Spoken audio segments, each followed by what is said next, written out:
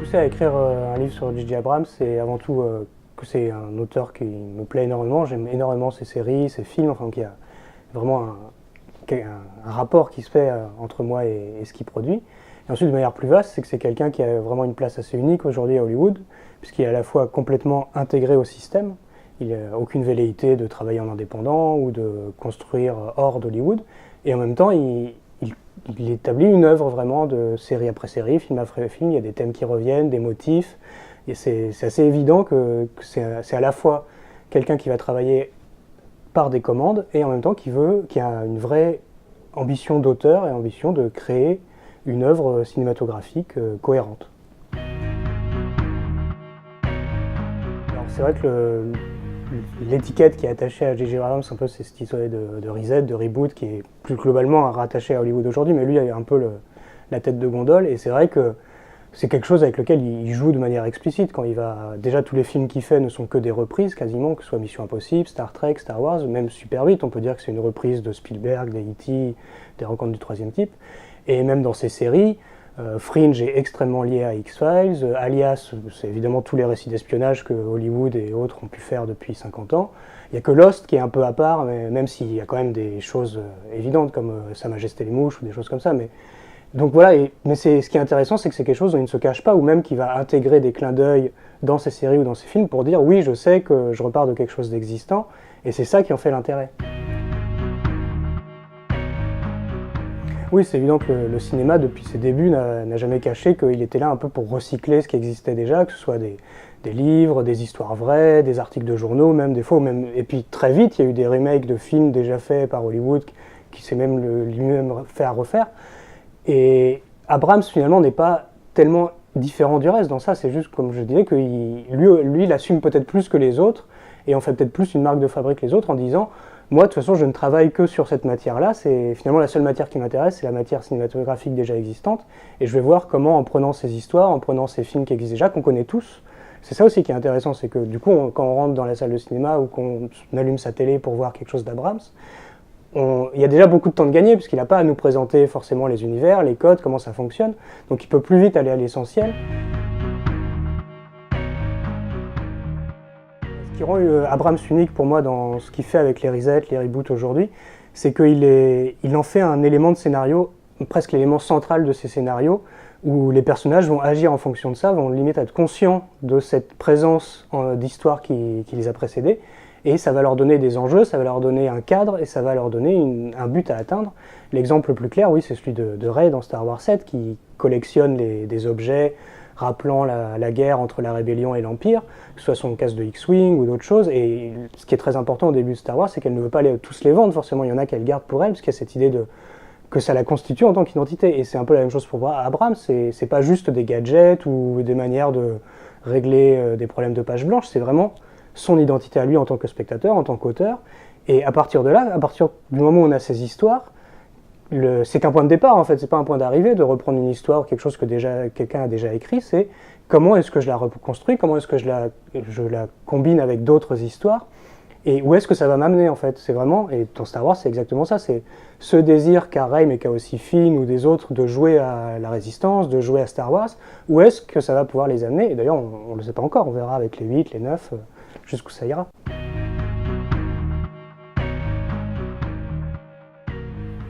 Alors sur la question de savoir si Abrams c'est finalement un peu un cul-de-sac ou si ce qu'il est en train de créer va produire un héritage sur le reset, le reboot, sur une manière de continuer à creuser cette voie-là, je pense qu'il faudra voir un peu d'ici quelques années, et puis qu'il n'est pas tout seul non plus à faire tout ça, mais c'est vrai que ce qu'il fait est très intéressant puisqu'il ne se contente pas de juste reprendre ce qui existe et de faire un film et de passer à autre chose. À chaque fois, déjà, il faut bien dire qu'il reste producteur sur ce qu'il fait toujours, que ce soit les Missions Impossibles ou les Star Trek ou les Star Wars. Et du coup, ça montre bien qu'il cherche quand même à créer quelque chose qui va se maintenir sur la durée, quoi. Par exemple, les Missions Impossibles, il en a fait un qui a relancé la série, et depuis, il produit les nouveaux qui continuent dans cette idée de à la fois avoir une ambition artistique et être des réussites au box-office. Et je pense qu'effectivement, ça montre peut-être à d'autres réalisateurs, à d'autres auteurs, qu'il y a moyen de faire les deux, quoi, qu'on n'est pas obligé de choisir entre soit être un blockbuster, soit être un film intéressant et d'auteur. Et du coup, il y a forcément un effet boule de neige. On peut peut-être certainement imaginer que, par exemple, quelque chose comme Stranger Things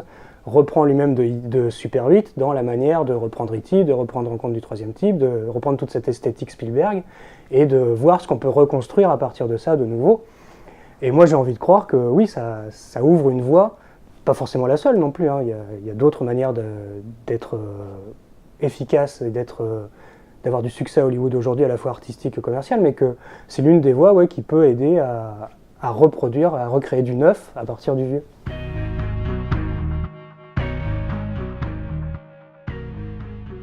Alors les grands thèmes qu'on pourrait extraire de l'œuvre d'Abrams, je trouve qu'on les sent plus particulièrement dans les séries, puisque c'est des œuvres qui peuvent s'étendre sur beaucoup plus de temps, beaucoup plus d'années, où il y a beaucoup plus de moyens de faire des choses plus en profondeur. Et par exemple, la manière dont il va utiliser le reboot pour forcer les personnages à voir leur univers être complètement réinventé d'une saison à une autre. C'est à la fois une idée extrêmement grisante d'un point de vue scénario, parce que tout d'un coup, il y a 10 000 autres histoires à écrire avec les mêmes personnages, comme si on les avait changés de costume ou de décor dans sa chambre d'enfant. Mais en même temps, ça ouvre une porte extrêmement intéressante d'un point de vue humain, puisque sur toute l'idée de la constante qu'on peut avoir dans Lost, qui est émise à travers le personnage de Desmond, mais qui finalement vaut pour tous les personnages de Lost, et même pour tous les personnages de ces séries, qui est, si du jour au lendemain mon monde entier peut changer, ce qui arrive dans Alias, ce qui arrive dans Fringe, ce qui arrive tout le temps, ou même dans Star Wars, qu'est-ce qui fonde mon identité profonde, qu'est-ce que je suis vraiment, ou sur quel plan j'existe réellement, et même de manière encore plus large, où est réellement le bien et le mal. Il y a beaucoup de personnages chez Abrams qui sont à la base juste des croque-mitaines, des figures maléfiques, on pense qu'ils sont juste là dans l'ombre à vouloir faire le mal, et on se rend compte au fur et à mesure que tout ça est beaucoup plus complexe, beaucoup plus ambigu, et qu'elles-mêmes ne savent plus trop à bout d'un moment pourquoi elles font le mal, ou qu'elles finissent au contraire par se rendre compte qu'elles se retrouvent à faire le mal et qu'elles veulent arrêter ça. Par exemple, il y a Ben Linus dans Lost qui est exactement ça, où au début c'est juste un agent du mal on pense qu'il tire toutes les ficelles, et on se rend compte que lui-même a un chef, lui-même a des traumatismes, et sans forcément l'excuser ou justifier ce qu'il a fait, ça permet de rendre le personnage plus intéressant et de poser des questions plus profondes que juste lui c'est le gentil, lui c'est le méchant, et il faut que le gentil batte le méchant, où on va aller sur quelque chose où les personnages doivent eux-mêmes se situer sur une échelle de bien à mal. C'est par exemple Jack, qui est à la base juste l'ennemi juré de Ben et qui veut juste battre Ben et sauver tout le monde sur l'île, et qui finalement va se rendre compte que les choses sont beaucoup plus compliquées que ça, et que ça va pas être aussi simple de régler tout ça.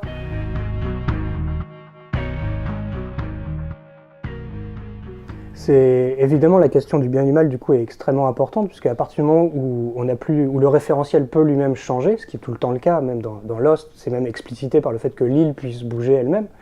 forcément au niveau moral aussi le référentiel bouge, on ne peut plus exactement savoir où est le bien et le mal de manière aussi simple que c'était à Hollywood dans les années 40 ou 50, où tout était clairement défini. Et ça se sent beaucoup aussi dans ces films, et c'est là où c'est très intéressant, parce qu'à la fois il va faire des commandes pour Hollywood, mais en même temps, il ne rentre jamais dans le schéma du manichéisme vers lequel peut tendre Hollywood dans ces mauvais moments, où il y a les héros et les méchants. Par exemple, dans Star Trek, dans le deuxième surtout, le vrai méchant est le supérieur hiérarchique des héros, et du coup, ça va être le but du film, le but de Kirk et de Spock, va être de montrer que la société ne fonctionne plus suivant un axe bien-mal clairement défini. Il faut redéfinir cet axe, en fait, remontrer où est le bien, où est le mal, et ça résonne forcément avec la société américaine moderne, où l'Amérique n'est plus sûre d'être l'agent du bien, où l'Amérique peut elle-même causer du mal ailleurs,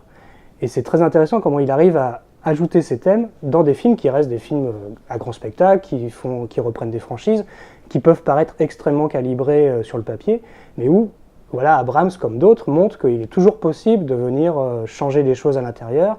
de venir raconter une histoire qui soit importante et intéressante et qui puisse apporter quelque chose au-delà du simple divertissement qu'on a oublié une fois qu'on est sorti de la salle.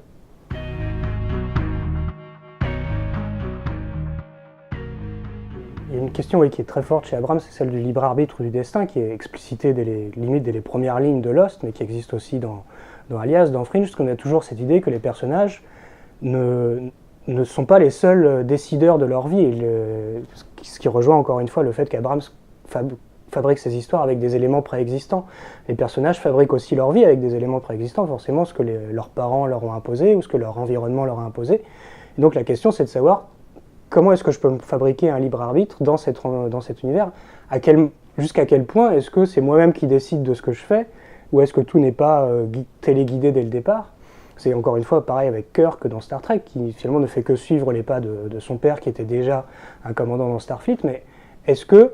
tout en restant dans ce chemin qu'on a forcément en partie tracé pour moi, est-ce que je peux l'orienter quelque peu, changer un peu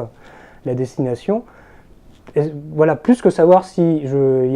on décide suivant le libre arbitre ou le destin, la question c'est plus de savoir comment articuler les deux, puisque les deux existent l'un dans l'autre, on peut pas les séparer. Quand est-ce que je peux faire plus de libre arbitre? Quand est-ce que je subis plus le destin? Et la réponse n'est jamais complètement nette au bout du compte. C'est toujours un équilibre, une négociation. Et ça qui est très intéressant, c'est voilà, encore une fois, on n'est jamais dans le blanc et le noir, on est toujours dans le gris. Mais la question, c'est de faire du gris clair ou du gris foncé, quoi.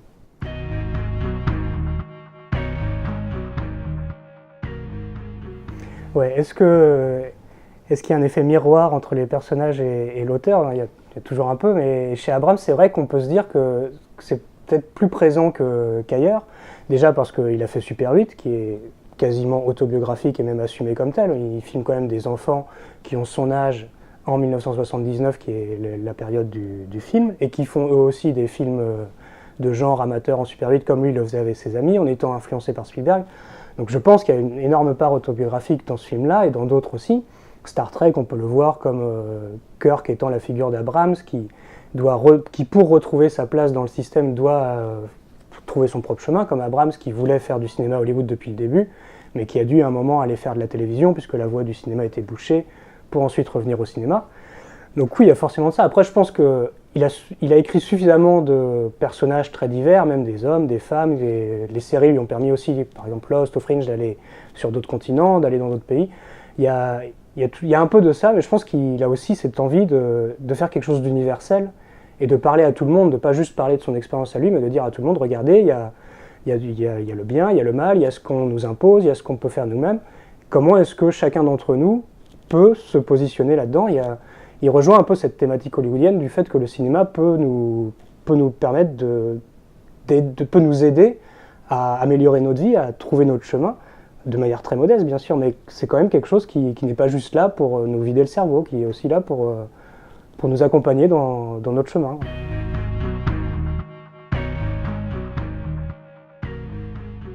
Alors 3 personnages abramsiens vraiment importants. D'abord il y aurait Jack dans Lost, qui est vraiment un personnage iconique, puisqu'en plus il part vraiment d'un cliché hollywoodien, un stéréotype qui est le héros qui sait exactement ce qu'il faut faire, qui a du charisme, où tout le monde lui dit tout de suite c'est toi le héros, c'est toi le chef, et qui très rapidement et sans cesse jusqu'à la fin va se rendre compte qu'il va d'erreur en erreur, que les choses sont beaucoup plus compliquées, que lorsqu'on fait une action dont on a l'impression qu'elle fait le bien pour quelqu'un, elle va forcément faire le mal pour d'autres, et qu'au final on est toujours à faire des arbitrages entre les gens, entre les actions qu'on fait, et que les choses sont beaucoup plus compliquées et limite impossible, qu'on ne peut jamais avoir toujours raison et qu'on n'a jamais non plus toujours tort, que voilà, que la voie à trouver est extrêmement difficile. Ensuite, il y aurait Walter dans Fringe, qui est un personnage très étonnant pour un personnage de série télé très important, parce que c'est un vieil homme, qui en plus au début est dans un hôpital psychiatrique, donc on nous présente le personnage comme étant fou, comme étant à la retraite, et qui finalement est un personnage absolument génial, puisqu'il a réponse à tout. Il a une sorte de connaissance scientifique absolue sur tous les sujets, et qui en même temps a cet élément qui est, pour moi, est extrêmement présent chez Abrams aussi. Je pense que c'est un personnage beaucoup plus autobiographique qu'on a l'impression. Il est toujours extrêmement enfantin, extrêmement pur. Tout le fascine, tout le passionne. Il est toujours là à trouver même les cadavres les plus horribles. Et il trouve toujours quelque chose de génial. Il y a une naïveté, une pureté qui est extraordinaire. Et je pense qu'Abrams a beaucoup ça dans son rapport à Hollywood. C'est pour ça aussi que ça marche quand il fait des reboots, c'est qu'il les fait au premier degré. Il les fait pas de manière calculée en se disant ça a marché donc ça remarchera à nouveau. Il a adoré ces histoires étant plus jeune, du coup il les refait parce qu'il a envie de refaire des histoires qui lui plaisent tout simplement. Et un dernier personnage qui est le dernier aussi à ce jour, c'est Rey dans Star Wars 7, où il y a ce côté à la fois fanboy très assumé, comme on a déjà pu en parler, avec les goodies Star Wars qu'elle collectionne, et qui en même temps est quelqu'un de très fort dans son esprit, dans son âme, qui sait ce qu'elle veut, qui sait où elle veut en venir, et qui ne se laissera pas dicter ce qu'il lui fera, tout en restant dans un cadre. Elle n'est pas là dans une forme de rébellion personnelle, elle veut aider la résistance, elle veut aider ce genre de choses, elle veut vivre en société, mais en même temps, elle ne veut pas non plus qu'on lui dise quoi faire. Et ça résume finalement assez bien ce qu'Abrams essaye de faire lui-même à Hollywood.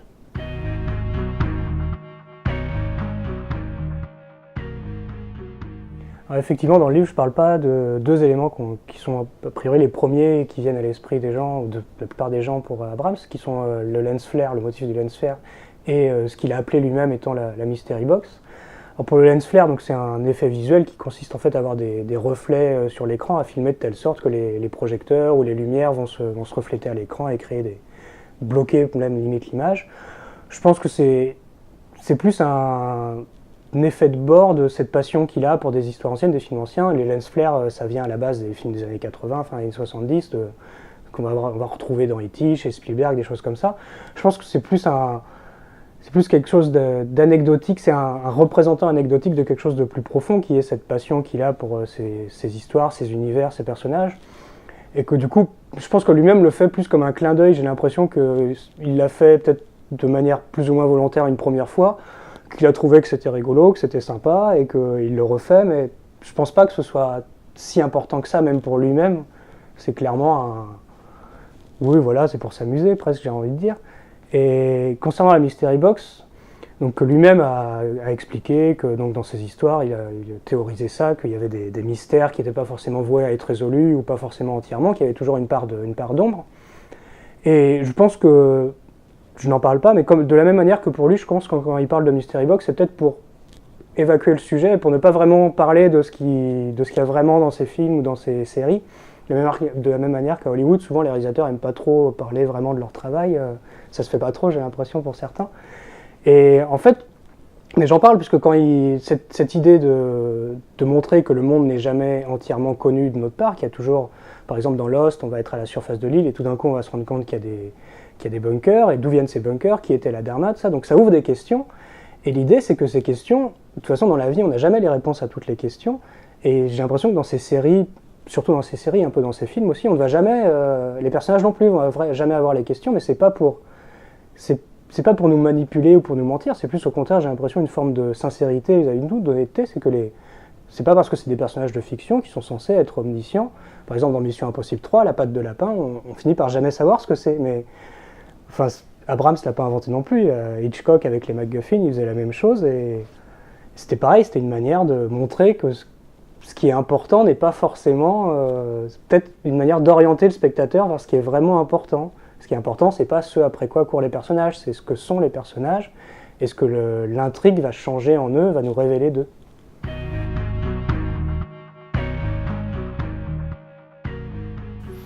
On est hyper content du travail qu'on a fait avec Erwan Desbois sur J.J. Abrams ou l'Éternel recommencement. C'est vraiment l'aboutissement de plusieurs mois de travail, et je crois que le livre concrétise vraiment la vision qu'Erwan a de ce cinéaste.